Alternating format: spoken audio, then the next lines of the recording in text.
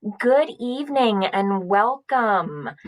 My name is Erin Lurie. I'm the head of adult audiences at Hillwood Estate Museum and Gardens, and we are so pleased to have you joining us for tonight's Great Homes and Gardens lecture series. We're going to get started in just a few moments. It does take a second for Zoom to admit each of our guests.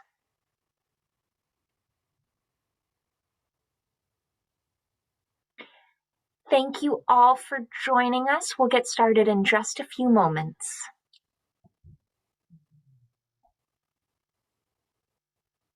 All right. It's now my pleasure to invite Kate Markert to come and introduce this evening's program. Okay, I have stopped video, but started video. You're on. Okay. Well, okay, I can't see it. Okay. Well, good evening, everyone, and thank you so much for letting us into your homes this evening. I'm Kate Markert, Executive Director at Hillwood Estate Museum and Gardens in Washington, D.C., and I use she and her pronouns. As I begin, I would like to take a moment to gratefully acknowledge the Nacotch tank, also documented as the Anacostan, the Piscataway, and the Pamunkey, the native peoples on whose ancestral lands Hillwood stands, as well as the diverse and vibrant native communities who make their homes near us today. With hints of spring emerging in the gardens, we have all sorts of snowdrops and small crocuses in bloom. There's a new exhibition that just opened this week. And so I invite everyone in the Washington, D.C. area to visit Hillwood. I hope you'll also join me on Wednesday, March 16th at the exhibition benefit for the luxury of clay, porcelain past and present, which will be in person on campus. So we couldn't be more excited about that. The show itself will continue until June 16th. Please remember to bring your proof of vaccination, as Hillwood now requires that for all visitors over the age of 12. We'll continue to gather virtually next month for lectures. On Wednesday, March the 2nd, interior designer Corey Damon Jenkins will wrap up the Great Homes and Gardens series. I know it's very sad that we're already on the way to closing out this fabulous series. We will have a look at his new book, Design Remix. Throughout the month, horticulturalist Drew Asbury will highlight Hillwood's orchids and share orchid care advice. And then as we approach April, we'll explore the luxury of clay. So we'll look at Marjorie Post in the context of other mid-century porcelain collectors, and we'll also hear from Roberto Lugo and Chris Anteman, two of the extraordinary contemporary artists whose work is now on view at Hillwood. I know many of our members are joining us today, as always, and you all benefit from all of these events coming up this spring. But if you're not already a member, I highly encourage you to join and support Hillwood's ongoing programming. I now want to share a few practical reminders that you all probably already know. Your cameras and microphones are off, so please make yourself comfortable. We still want to hear from you, and we love to have you say hello and see where everybody is coming from in the chat. But then if you have questions, we would like you to use the Q&A module. So whenever the questions cross your mind, just jot them down in the Q&A module, and we'll get to as many of them as we possibly can right at the end of the night. It is now my great pleasure to introduce tonight's speaker, Jane S. Day, Ph.D., the president of research at Atlanta Incorporated. She's the president of Research Atlanta Incorporated, which is a consulting firm that investigated, documented, and publicized Florida's valuable historical heritage resources.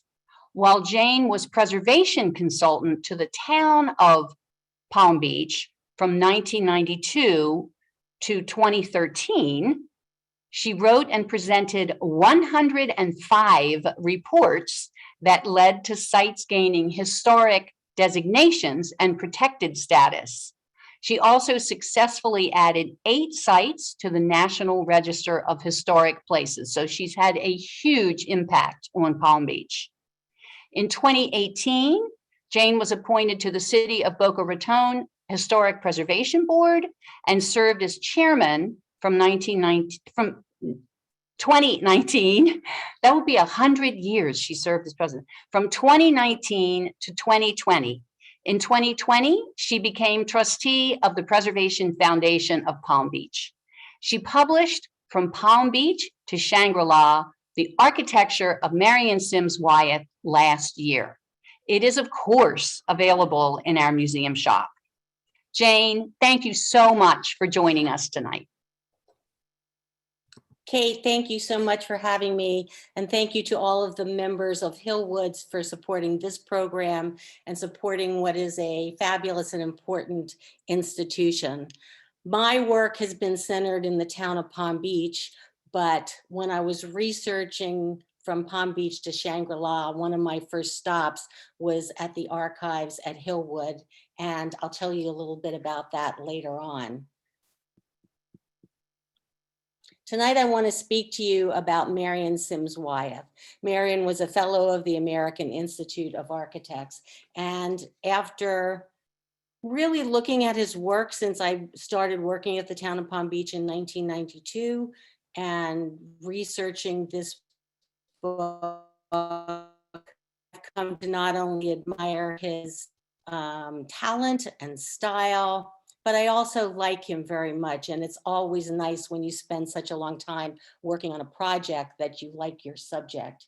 Marion Sims Wyeth was born in 1889 in New York City into a well-educated family of medical professionals. His grandfather was J. Marion Sims, who is sometimes called the father of modern gynecology. His father, John Allen Wyeth, started the first postgraduate medical school in the United States, which later merged with Columbia University's medical school. They both were presidents of the American Medical Association, and this becomes important for one of Marion's early projects in Palm Beach.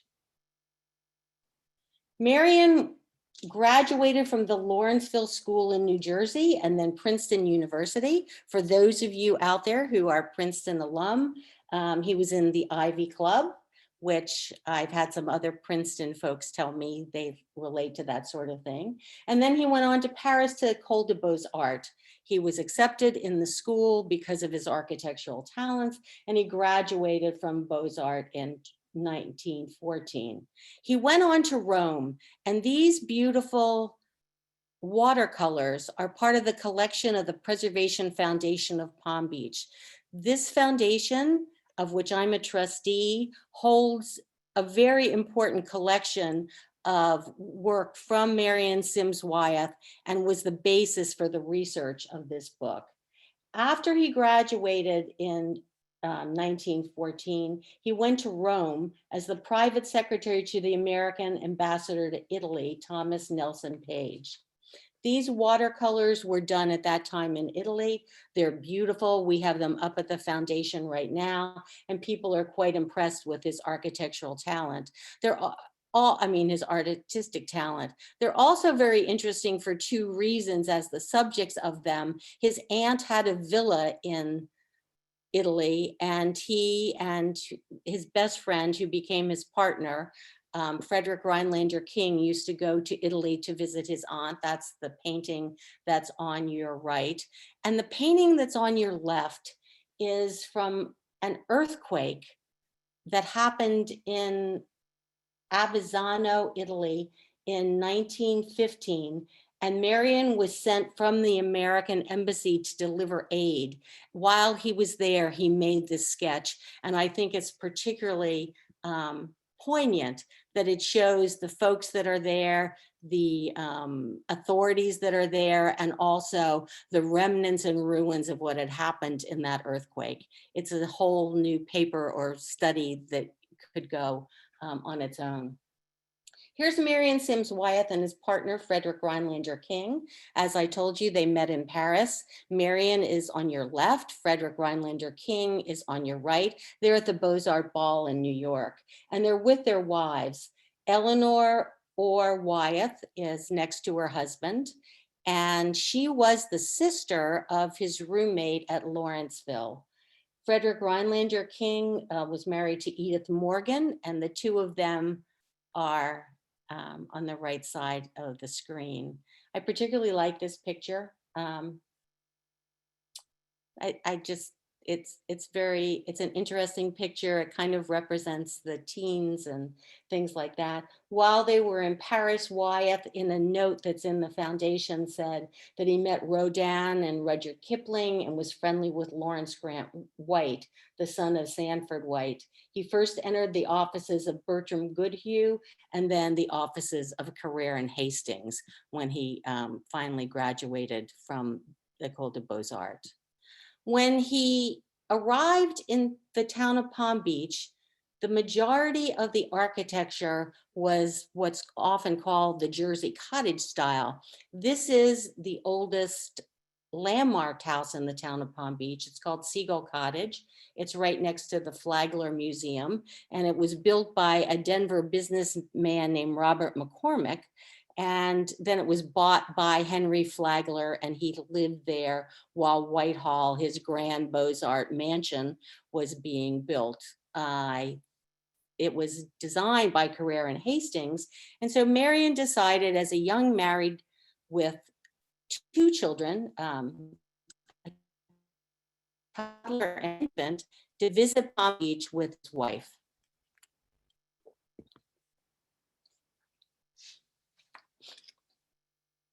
This is the Everglades Club, and we're kind of looking back in time. I know it's kind of a fuzzy picture, but it gives you an idea of what was right there on the shores of Lake Worth. It was built in 1919, and it completely changed the architecture of Palm Beach. We saw before the Jersey cottage style, shingle style homes that were there. Addison Meisner comes in with his partner and friend, Paris Singer, and they are going to build a home for shell-shocked veterans of the First World War. Well, that didn't work out, but they built the Everglades Club anyway, and they turned it into a private club. Meisner said, and I quote, "It ought to be something religious, a nunnery with a chapel built into a lake, with a great cool cloister and a court of oranges, a landing stage where the stern old abbess could barter with boatmen, bringing them fruits and vegetables for sale, and receive largesse." Here's an early picture from the Everglades Club, and they were very gracious to let us use this. Alva Johnson in the legendary Meisner, which was written in 1953, described Meisner's work as, quote, "Bastard Spanish, Moorish, Romanesque, Gothic, Renaissance, bull market, damn the expense style."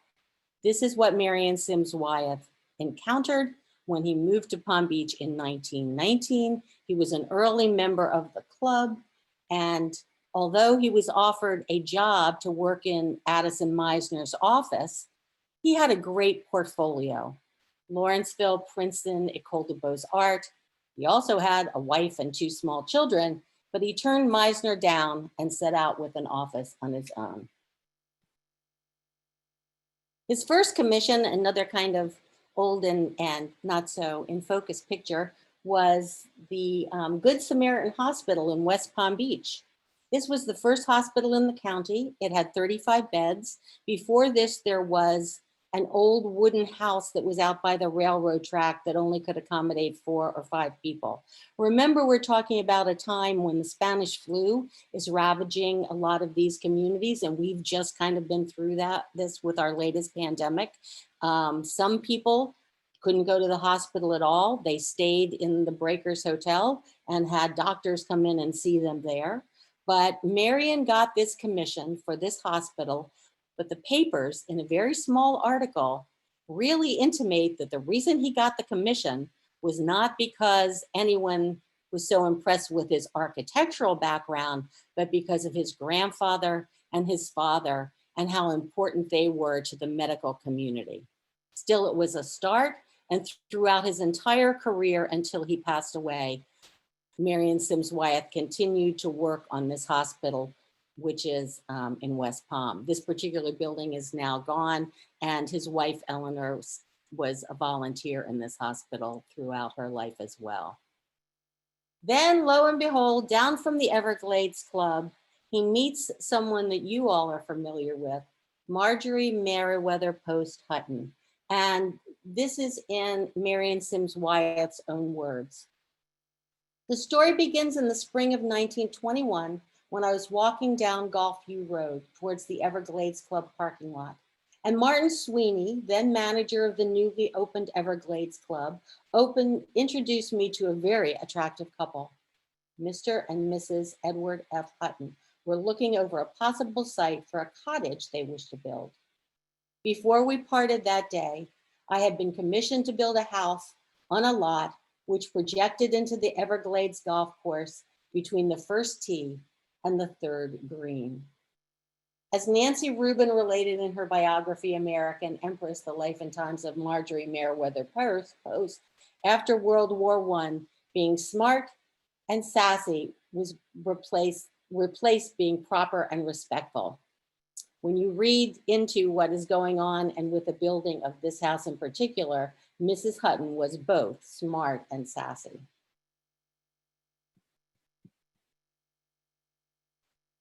She stayed the year before this at the Everglades Club Masonettes and said the apartment was so both sides that we just couldn't cope. So she talked to Marion Sims Wyeth that spring day in 1921, and she built Hogarcito, or Little Home. It's a great house. It's interesting because it's a house that, although it falls under the umbrella of the Mediterranean revival style, which Meisner had started with the Everglades Club and had caught on in the town of Palm Beach, it's really a much simpler style house that's based on the Spanish architecture in California and the Western colonies of the United States, rather than the precedents of Spanish revival around the Mediterranean basin in Europe. So this is an early picture in 1922 by Frank Geisler of Hogarcito. And the picture that's over on your right is a picture of Marjorie and her two daughters, Adelaide and Eleanor Close. And it's taken in the backyard of the house. And you can see how much expanse they had because they were on that Everglades Club golf course, which made the views out the back of the house really all that grander than an interior lot. Some of the details of the house that I've just put together here that are still there are the tile work that was made, much of it was made locally by Addison Meisner in a factory that he built in West Palm Beach called Meisner Industries. You can see the beauty of it. There's also the wrought iron light that is original and still there. And over on the right-hand side is a picture of E.F. Hutton's original office with the tile work around the base of the room. But the little house wasn't big enough for Marjorie after the first year. So in 1923, she commissioned Wyeth again to do an addition to the house. This is an early picture of that addition. It has a master suite on the second floor. And you can see from the plans that how it fits on to the back of the house by a very narrow connection, a cloister really, that moves from the loggia to the new addition. They said in some of the writings that I read that their children were getting older. Hutton also had children from his first marriage, and they really needed to have the privacy of their own suite in the back of the house. So they asked Wyeth to do this addition. Here is a contemporary picture from the loggia and the cloister back to the master suite in the rear. And this is what this space looks like today with the pool that was added. The pool is not original to the home, but it's a beautiful picture and a beautiful house. For those of you that know Palm Beach, this house and the rest of Gulfview Road just won the Ballinger Award, which is the most prestigious award for renovations that's given by the Preservation Foundation in Palm Beach every year. I personally am thrilled that they gave it to the entire street because these houses historically don't stand alone. They are an ensemble of what 1920s Palm Beach was like, both in scale and history. And here's the beautiful front of Hogarcito with its bell tower, which is the most prominent feature that gives it a vertical lift up into the air. And the Palm Beach Post, no, not the Palm Beach Post, Palm Beach Daily News, what we call the shiny sheet, wrote, "Each bell is a different tone, and when rung simultaneously, the effect produced is that of the bells of a quaint Spanish mission." The cost in the paper said the house was $35,000. Marjorie is said to have wanted to make sure that the street had the right kind of young marrieds on it. So a development plan was put together with Marion Sims Wyeth as the president, E.F. Hutton as the silent investor, and they bought the lots from Paris Singer, who had started the Everglades Club, and he owned all the land when this started from the lake to the ocean. So they started the Gulfview Road Development Company. This is a really important document as far as planning goes, because Wyeth could have done anything he wanted on this street. Hutton didn't tell him what to build. They just had a budget and an idea of how to go forward. And one of the things that's most interesting is, if you'll notice that the houses on the north side of the street, this is Hogarcito down here. This is another house for Mr. McCulloch that Wyeth has done. But these 5 houses were all built on speculation. They put them on alternate lots. They could have put them together, but they believed, and I think that it was rightly done, that if someone bought one of these small villas, they could organically add additions or gardens on the alternate lots that were vacant. So we have this group of 5 L-shaped villas. There's a private alley that's to the north, right along here. And then the thing that's amazing is the Everglades Club is this way, the beach is that way, the golf course is to the south, and Worth Avenue is a block away. So they're really kind of thinking about a kind of urbanism that you could walk to everything and still have this very intact street. But from the start, and this is where Hillwood came in and was so important in doing research. I designated a few of these houses while I worked in the town, but I never before had seen the cache of letters that were in the archives at Hillwood.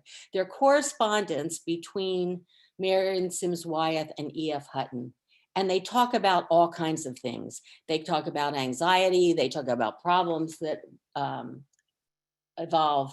And they're quite interesting if you're studying the history of architecture. The market in building materials has been going up, and I have had to take the bull by the horns and order a certain amount of building tile and lumber without waiting for the papers to be signed. This I may have to pay for while I'm down there, writes Wyeth.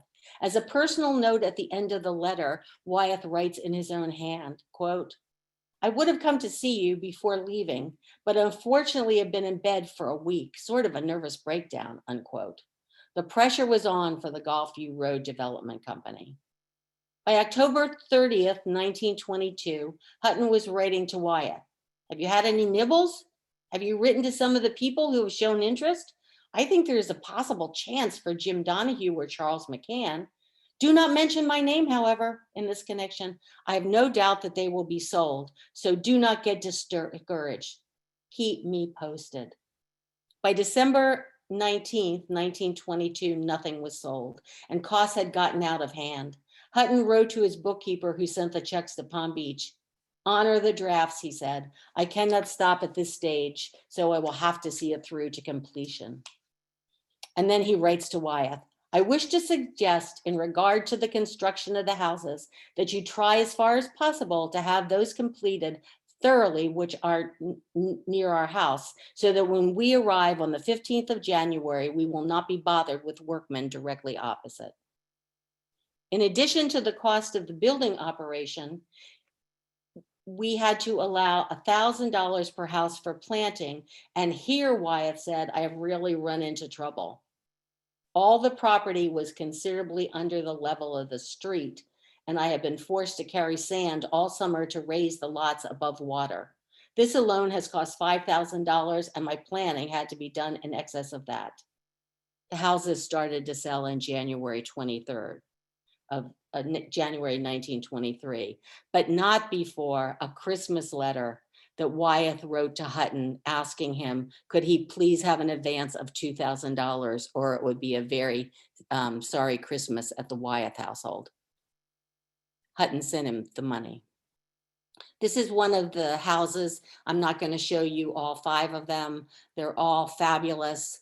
These are the first floor plans that Wyeth drew, and they're all these beautiful L-shaped houses. And the thing is, you couldn't build these houses under today's code in Palm Beach because they're too close to the property lines, and many of them have swimming pools or fountains and pools in the front of the house.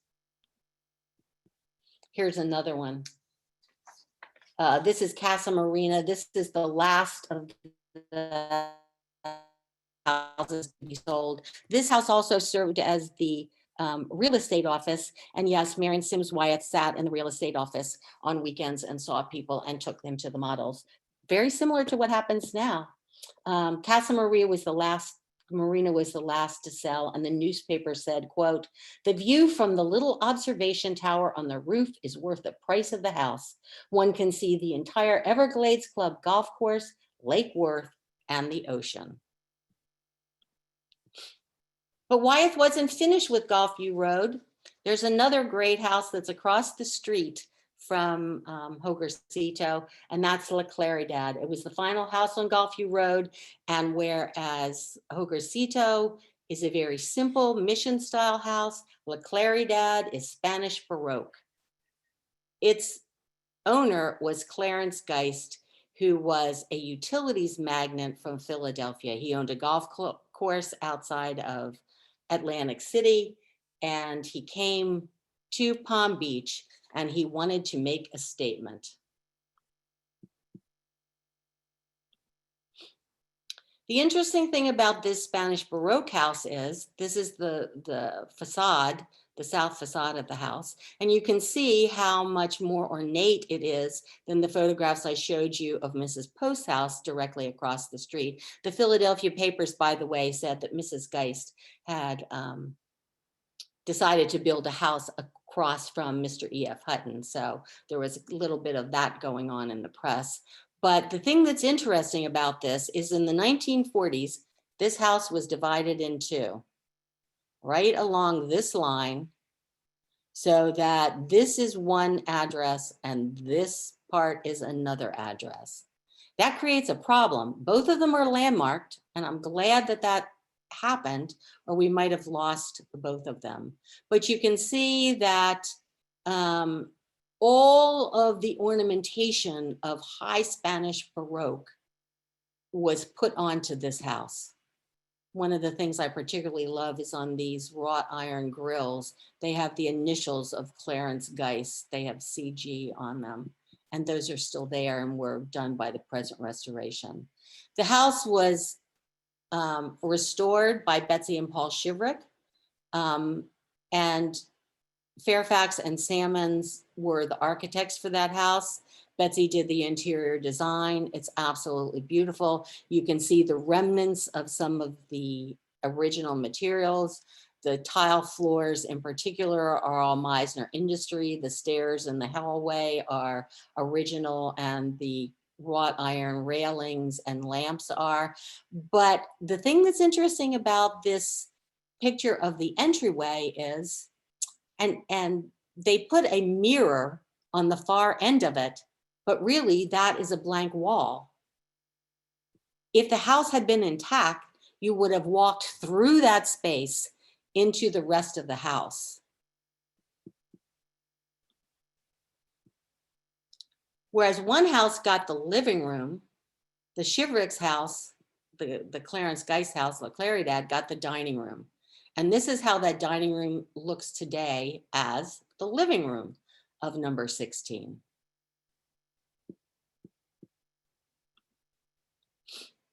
Additions were put on the back of this house. Yes, you can add additions to landmarked houses. They just have to be sensitive to the original material of the house, and they have to be approved by the Landmarks Preservation Commission. This is the wonderful kitchen family room that Fairfax and Salmons did and Betsy decorated.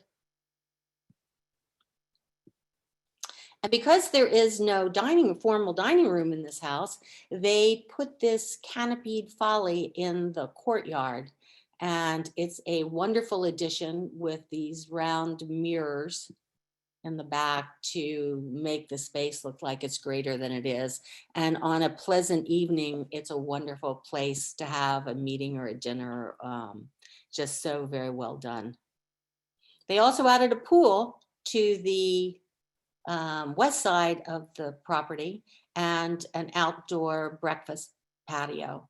So you still have things like the stone balconies that were original, the grills that I showed you about on the plan, but they put a pool in the yard, and it's a very, very comfortable and compatible house for modern living, and still saving the original Marion Sims Wyeth design. After Marion Sims Wyeth sold the last of the houses on Gulfview Road, he and Eleanor went to Spain. He had gone to school in Paris. He had spent a time in Italy as the secretary to the American ambassador, but he had never really toured Spain, and they fell in love with it. He went not just for relaxation. I think that the development of Gulfview Road was pretty stressful to a young architect and a young family just starting out. And they went to Barcelona, they went to see the Alhambra, they went to Mallorca, and they fell in love with Mallorca. And he says that that was the inspiration for his first house that he built in Palm Beach that was called Tres Fontaines, or the Three Fountains. He built this in 1924. The picture that's on your right-hand side of the two of them, I told you I really like Marion Sims Wyeth. Here he is with Eleanor at the Bath and Tennis Club. And this photograph was provided by his granddaughter, Ellie, who is named for her grandmother. And it's her favorite picture of the two of them. I kind of like it too. The house itself has this beautiful door on the street facade, number 61 Middle Road. And it's very, it's a Spanish courtyard house. You don't see any hint of what's inside from the street. And then when you open those doors, you come into this patio with the cloister that walks all the way around it and then goes through to the rest of the house. It's called Tres Fontaines because there are three fountains all on an axis that go from the east side to the west side of the property. But have a look at this staircase in the back. This is the only staircase to the upstairs. There is no inside staircase to this house. And it doesn't seem to bother the lovely folks that live there now. Upstairs is kind of a sleeping porch off the bedrooms. This is what you get at the top of the stairs, and it looks down into the courtyard below. And then here's a comparison of one of the original photographs of the house and the photograph of it today. You see, here's the second of the fountains, but take a look at the ceilings. I didn't bring all of the pictures, but if you look at the living room and dining room, as well as this inner loggia area, you see that all of the ceilings are different. And it's been suggested that Wyeth used this to show to his clients and give them suggestions as to what kind of ceilings that they might want in their houses. I also found it interesting when doing newspaper research that some seasons Wyeth would let prospective clients stay here at Trefontaine, and he and the family moved to a rental property so that someone could get an idea of whether or not they wanted to really build a winter home in Palm Beach. Here is a picture that I particularly like. Here's Mr. McCulloch. He had that house that's on the Gulfview Road down the street from the Huttons. Here's Marion Sims Wyeth in the center, and here's Addison Meisner. Wyeth said about Meisner, Addison Meisner and I were friends all the time. We never had any fights or disputes, and he used to consult me on proper procedure within the architectural profession, which he knew nothing about, but he really was a great fellow. Wyeth's son, Buzz, said that Wyeth was rotund and had a Japanese houseboy and a monkey that bit him. Wyeth built his own office in 1925, and I particularly like it for its modernism and for the modernism of its interior with the Spanish style of the building outside. This building is now not used as an office. It's used as part of the Wells Fargo Bank in Palm Beach on County Road. But if you look at the west elevation, there was an antique dealer in the storefront. And behind the storefront was an outdoor patio. The antique dealer's wife in the paper that she was going to have book discussions there and sell books from the back of the store. The door over to the right was the doorway up to Mr. Wyeth's office, which was on the second floor. And on the third floor, he had an apartment for his drafting staff. So he really was covering all the bases when he built his office. Things kept getting wilder and wilder in the 1920s. Here we have Marjorie Merriweather Post and Billy Burke, who went on to become Glenda the Good Witch in The Wizard of Oz at one of the costume balls, and E.F. Hutton, and I don't know who the women are, but it's no longer just the simple architecture of Hogarcito that has caught Mrs. Post's fancy. She has decided in 1925 that she's going to build herself a bigger house. The material is interesting. She took full control and went and looked for the lots herself. This is Mar-a-Lago under construction.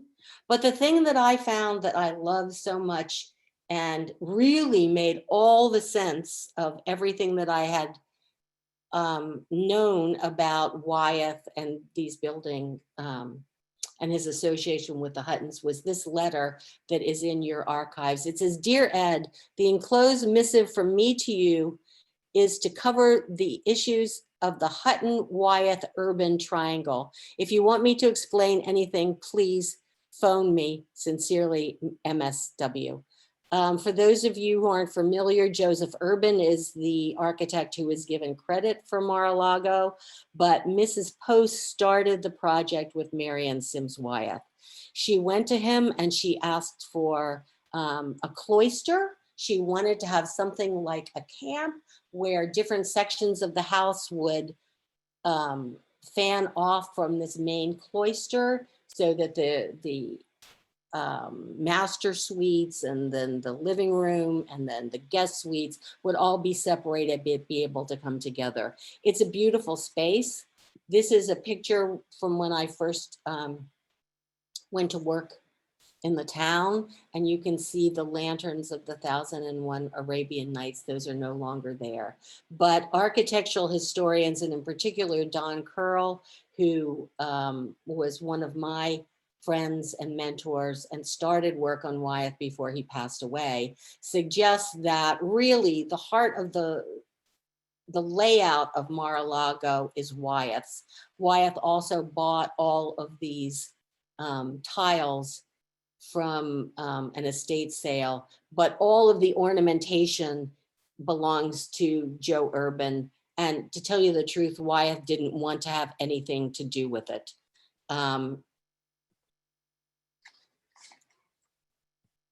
So I thank you, Hillwood, for that. The other thing that's interesting about that last note is that you realize when you go through the letters that accompany it, that for Hogarcito, the Gulfview Road Development Company, and the start of Mar-a-Lago, E.F. Hutton and Marion Sims Wyeth had no contract. They did those projects on a handshake. And when Mrs. Post brings in Joseph Urban at the suggestion of Flo Ziegfeld, Wyeth just can't work with him. Ziegfeld has no insight or concern with costs, and really was a set designer. And that's what he has created for Mrs. Post. But a lot of the architectural detailing and was left out of that. So Wyeth for a time works with Joe Urban, and then he begs E.F. Hutton to be let out of the contract, which he is. Here's another picture of, this is the west side of Mar-a-Lago. It had taken 4 years and 600 laborers to build. The budget had gone from $1 million to $2,500,000. An army of stonecutters from Austria pitched tents and lived in the site until the Gothic-like gargoyles were finished. Mar-a-Lago has 115 rooms, 800 windows and doors, 42 bedrooms, and 31 baths. E.F. Hutton is reported to have remarked, "I wanted a seaside cottage, and look what I got."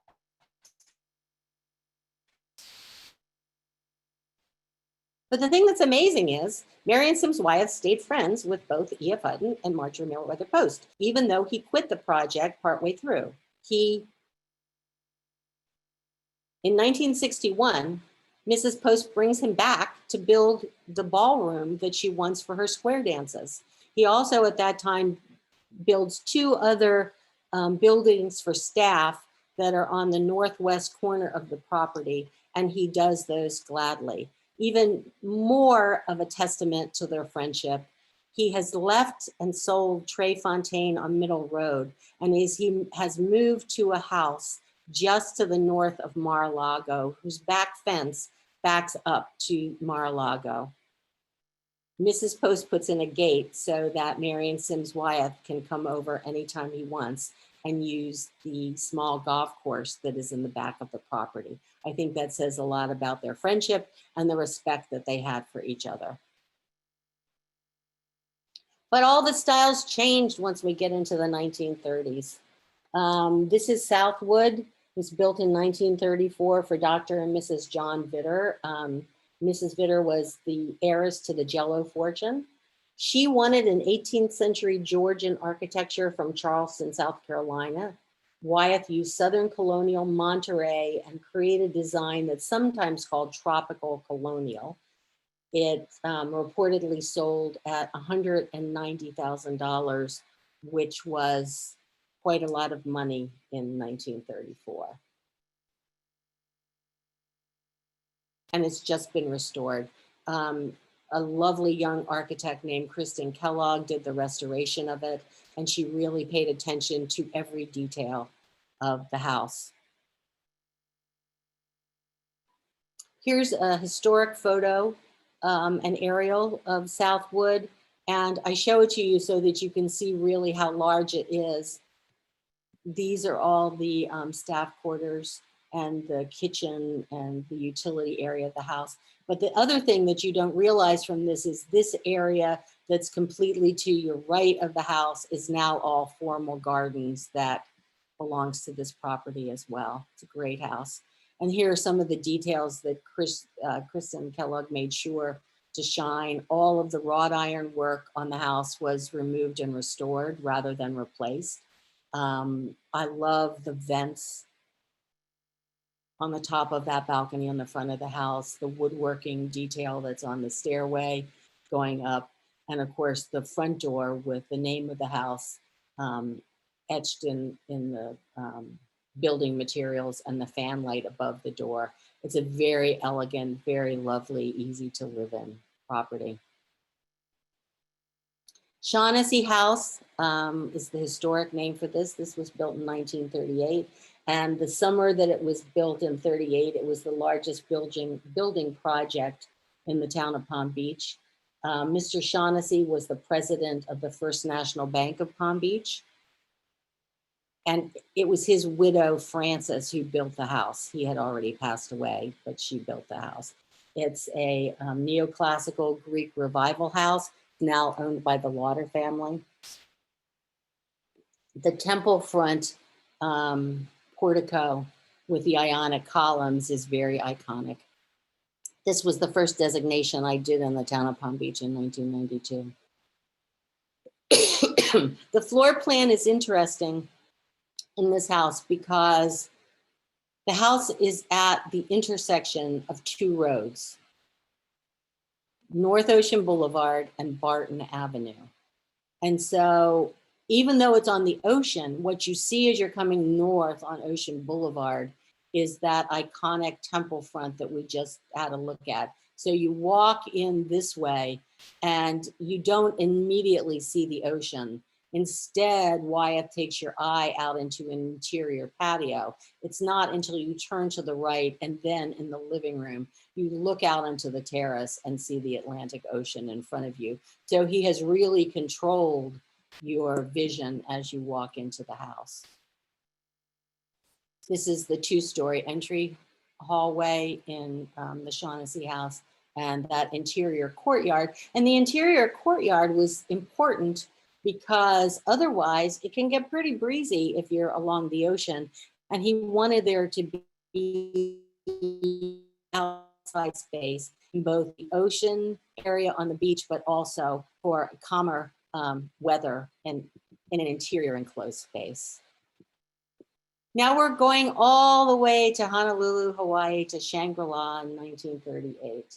Shangri-La, this is a picture by Margaret Burke White.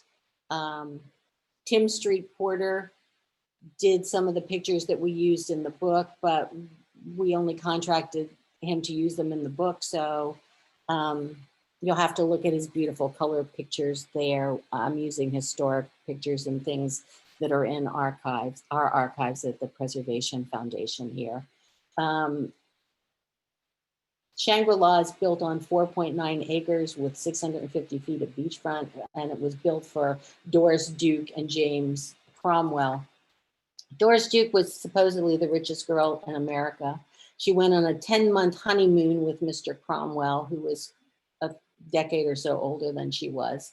And they went to India, Asia, Middle East, and ended up in the territory of Hawaii. Here they are in some pictures that were taken at the time. Just lovely. This one is not in the book. James Cromwell,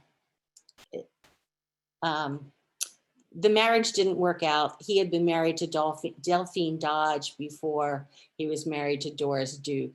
And his mother was Mrs. Stotesbury, who was one of the grand hostesses in Palm Beach in the teens and 20s. And he was always making bad business investments and then either asking his mother or Delphine Dodge's mother or later Doris Duke to bail him out of those business arrangements that he had made.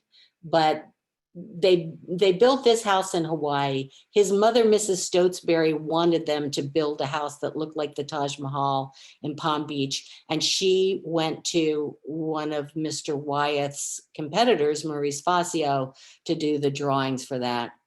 Doris Duke was having none of it. Instead, she turned to Marion Sims Wyeth, whom her half-brother Walter Inman had used to build a house in South Carolina for him.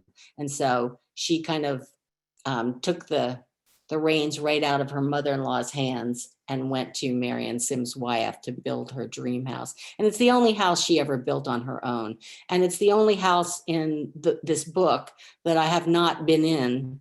And that's because of COVID, I couldn't get there. Here's Mr. Wyeth in Honolulu. He went twice in 1937. I don't know who the woman is in the center, but the young architect on the other side, on the right, is H. Drury Baker. They had to have an architect that was in Hawaii all the time.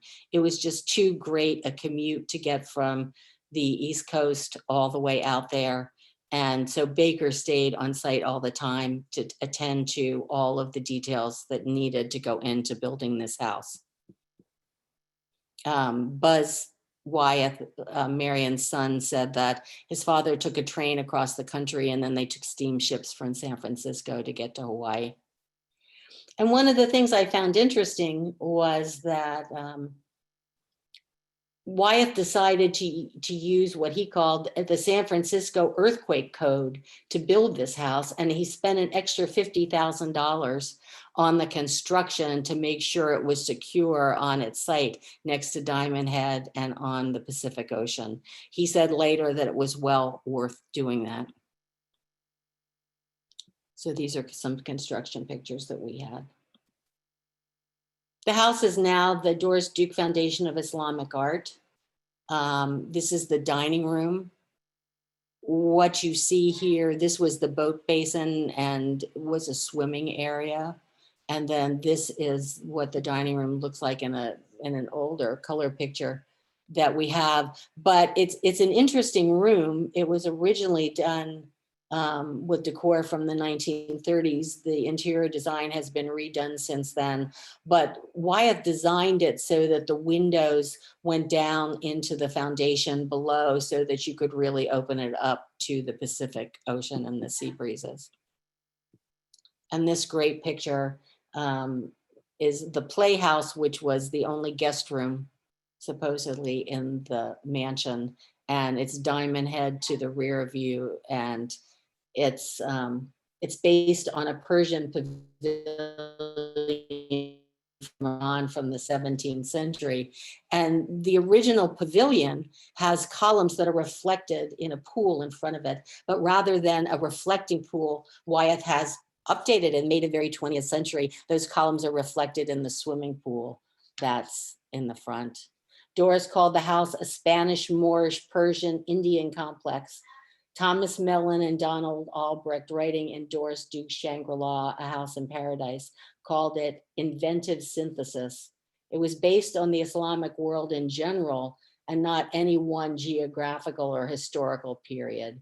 Tim Street Porter took the photos in that book, and it's a beautiful volume, and I recommend it to all of you if you're interested in Shangri-La.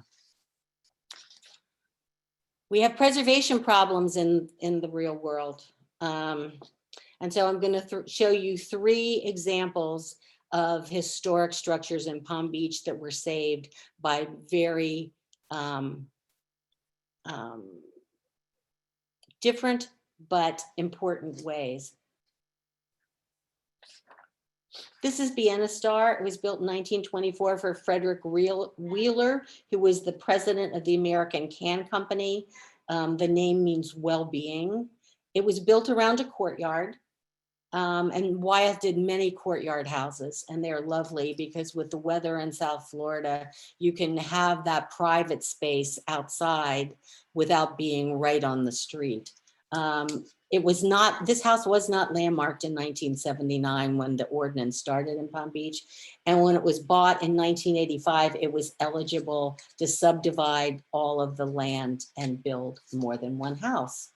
But a fellow named Robert Eigelberger divided it into apartments. He won the Ballinger Award in 1988 for this and the Warden House. So how he saved this house was to turn it into condominiums. I love some of the details, like the stone balconies, but I particularly see the little monk who's on this bracket that's holding up the stone balcony, and here they are in Wyeth's beautiful plans. These plans are all from the Preservation Foundation archives, and they are a treasure. Cielito Lindo, a little piece of heaven, was built in 1927. It's 45,000 square feet, had 125 rooms, and was the largest house Wyeth did in Palm Beach. He did it for James and Jesse Woolworth Donahue, and it cost about $2 million when it was built. After World War II, this is an amazing story. After World War II, Jesse Donahue decided to downsize and sold the house to a developer for $101,000. Real estate does not always go up. And I have seen that in more than one case in Palm Beach over my research. A man named Byron Simonson of Simonson and Woolley, if any of you know Palm Beach, he also did the Colony Hotel, decided to subdivide that 45,000 square foot house into 5 villas. To do that, and first of all, let's look at this was the front of the house. It's no longer, but the Moorish details on the structure are just stunning. This was the front door. Now this is the backyard of this villa, and this is where a swimming pool is. But it's saved, kind of. So they had to put a road down the street, and they built King's Road right here, where the living room was. So that this is on one side of the street, and this side is on another side of the street. But it is saved, and it's not the same, but you can still get a little piece of heaven in Palm Beach when you look down King's Road. Villa Tremento was built in 1925 for $50,000. It was described in the newspaper as a Venetian Gothic palace. And I'm a lover of Venice. And when I hear this called the Venetian Gothic Palace, I can hear John Ruskin turning over in his grave. It was built for Frederick Glidden of the Glidden Paint and Varnish Company. But the one thing it is like Venice is, it experienced aqua alta, which is high water. There's talk that it flooded every time there was a giant tide or a storm, and people had to take the furniture and important things from the first floor. Here's what it looks like from the lake. And also, like we saw in La Claridad, there are additions to historic houses in the town of Palm Beach. This outside loggia is an addition that Jean Pandula added, and this second floor bedroom was added after the house was raised. And when I say the house was raised, this happened to the house in 2002 under my watch. It was a fabulous project. It made us all nervous, but it worked. And now the house is high and dry. The street had to be raised. It's on a very small road. And you can see there was no master bedroom up here. That was added after this happened. But the house is saved. And least you believe that Marion Sims Wyeth just worked for heiresses and things like that. That's not true. His friendship with E.F. Hutton also led him to do the design for the Seminole Golf Club in 1930. They were golfing partners. Hutton asked him to design this. Hutton apparently, one story goes that he had gone to the Gulfstream Club in Gulfstream, which is south of Palm Beach, to play golf. And there was an altercation with some of the other older golfers that said, oh, you young fellas always want to play through and we're the ones that paid for it all. So Hutton decided to build his own club. The Seminole, the paper called it a Spanish farmhouse design. And it was designed, they said, for simplicity and utility. The golf course was designed by Scotsman Donald Ross of Pinehurst, North Carolina. And I found a tiny little article in the paper that said that while he was doing the golf course for the Seminole, he also did a golf course. Here it is in a beautiful aerial view. You can see right on the beach. He also did the golf course on the back of Mar-a-Lago, which has since been demolished for a parking lot. So Golf Digest in 2020 ranked this club as number 12 in its list of America's greatest golf courses. There were some challenges in the building of it. When they built the pool, they hit salt water and a fish came out in the pipe that they kept digging, and more water came in, and finally a fish came out and they realized that they had hit groundwater, and that fish is apparently on one of the walls inside the club. When the club started, it was for men only, but on opening day in 1930, the first person to tee off was a 13-year-old daughter of one of the members. And so Marion's next commission was to build the ladies' locker room. I like that. And he's also one of the original 100 members with all of the movers and shakers in the town of Palm Beach. And I like that too. Marion Sims Wyeth also designed the Norton Gallery and School of Art in 1941. He did that for Ralph and Elizabeth Norton. And the Nortons had quite a personal art collection, and he wanted to make it a school as well as an art gallery. It's the first proper art gallery in South Florida. And Wyeth had worked for the Nortons before to upgrade the home that they had in West Palm Beach. And so when he was talking about his art gallery and his plans for it with the decorator Polly Jessup, who had been over for dinner, she says to Norton, well, let's call Marion on the phone and get him over here. And Marion went right over and they drew sketches, and it's a beautiful spot. One of the things that's important about it is, and I didn't bring close-up pictures, but these two statues that are here are by Paul Manship. They're important Art Deco statues, and they're of Diana and Actaeon, the mythological characters. Marion Sims Wyeth also designed the Florida Governor's Mansion in 1957. Florida was booming. Air conditioning was new. DDT had been invented to get rid of mosquitoes, and Florida was going crazy. The old governor's mansion was falling apart, and Marion Sims Wyeth was a committee of architects to be the firm that would get the commission to do the state governor's mansion. It's an interesting story. Because Marion complained that he had designed it by committee, because not only did all of the members of the cabinet have a say-so as to the designs, but all of their wives had a say-so as to the design. He drew 3 different elevations for this house, which was supposed to resemble the Hermitage in Nashville, Tennessee, which is Andrew Jackson's house that's now on the National Register of Historic Places. And the reason that the state wanted that to happen, and not everybody in the state wanted it to happen, but Andrew Jackson was the territorial governor of Florida, the first territorial governor of Florida. When push came to shove,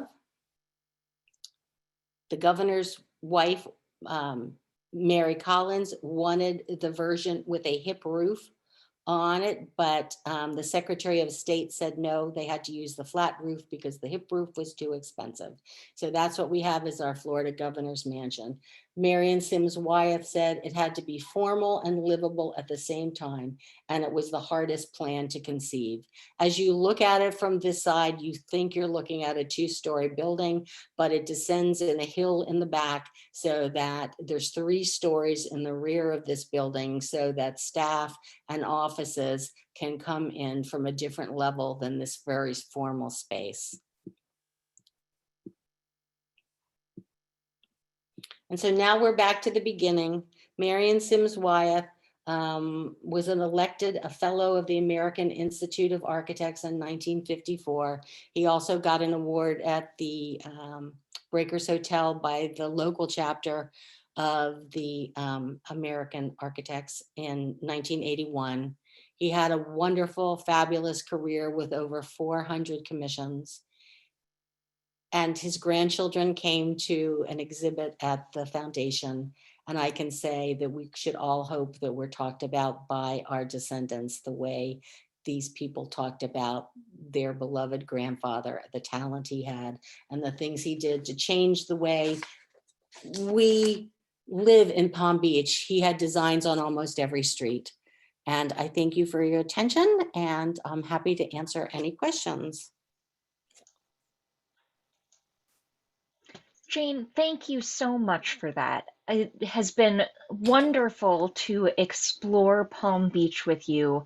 And I did just drop a link in the chat to From Palm Beach to Shangri-La for those who are absolutely hooked and eager to learn more from the book. We do have a couple of questions already, so I'm going to start with one of our early questions. Someone said that the 1920 styles shown here in Palm Beach are so reminiscent of the same architecture, so many archways, observation towers, etc., in the Designs and Scripps College in Claremont, California by Gordon Kaufman. Do you know whether those leading architects of the day had any connection, whether they were influenced by each other, or just both influenced by the Spanish colonial revival style? I haven't seen any connection with Wyeth with that, but certainly Addison Meisner grew up in California. His father was the governor of Central America before it was divided into the countries that we know today. And he spent his rather sickly youth drawing sketches of the colonial architecture in Central America. So all of that, and of course, the big exhibit from the 20s that celebrates this Spanish architecture, all comes east. It's really Meisner that brings the Spanish architecture to Palm Beach. And Wyeth says it in one of his notes that we all did the red roof style because Addison Meisner had made it so popular with the locals. And I think that one of the things that's interesting about Mrs. Post is she did not want that for Mar-a-Lago. She did not hire Addison Meisner to do that. That is true. Well, and I think this dovetails nicely with another question we got from Kristen Bornstedt, who was walking along South County Road, a few blocks away from Gulf View Road, and noticed a Spanish or Moorish house at the corner of Clark and South County. And she thought it was reminiscent of some of these and wondered if you know the house at all, if it was maybe one of the many built by Marian, or whether it was just copied as that possible style, as that popular style. I'm trying to think of the house on the corner of Clark and the ocean. Is that what you said? Your voice went a little shaky there for a minute. Yes, Clark and South County Road. I don't know off the top of my head. I'm glad that we can get you stumped nice and early. I can't help out with this one either. We have had a couple of folks ask about whether there's a relation to the Wyeth family of painters and Andrew Wyeth. And there is. They are cousins, and Eleanor and Marian had a watercolor of Andrew's. Lovely. In their collection, but there is a relationship between them. Excellent. Leslie Gigliotti also asked, and Candy Carpenter both were very curious about the house that was razed. And I am sure that as the preservationist, that was particularly heart-wrenching to watch, just all of the many things that could go wrong. But Candy wanted to know who paid to raise the historic landmark, and Leslie asked kind of more of the nuts and bolts questions. Plumbing, gas, and electrical all need to be disconnected and then reconnected. What all is involved in that preservation story? Well, I'm not an engineer, but the owner paid to have it raised. And it's not the only house in Palm Beach that has been raised. There have been two under my watch that have been raised. And I think a section of a third one since I retired has been raised. Particularly the houses that are built so close to the water is a problem because we do have rising water. And yes, they have to disconnect all of the electric, they have to disconnect all of the plumbing, and then they redo that and upgrade it so there aren't any galvanized pipes while the house is in the air. And as I remember, and it is very scary, they put huge beams underneath the foundation of the house when they do it. And there's only really one or two firms, I think, that the architects use to do the raising. It's quite expensive to do it.